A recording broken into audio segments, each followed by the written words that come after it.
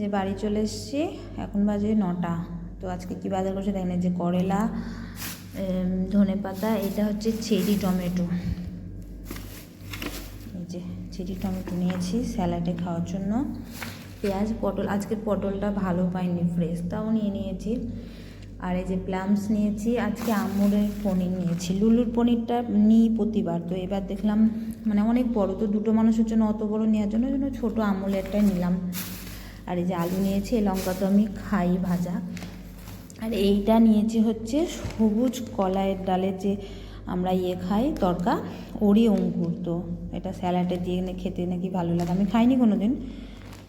তো এইটা নিয়েছে আমার হাজব্যান্ড। আর এই যে লাল শাক নিয়েছি, এই বিস্কুটগুলো নিলাম, একটাই নিলাম। আর আজকে সবথেকে ভালো ফ্রেশ পেয়েছি এই যে মটরশুঁটিগুলো, একদম ফ্রেশ, ওই জন্য নিলাম। একদিন ঘুগনির থেকে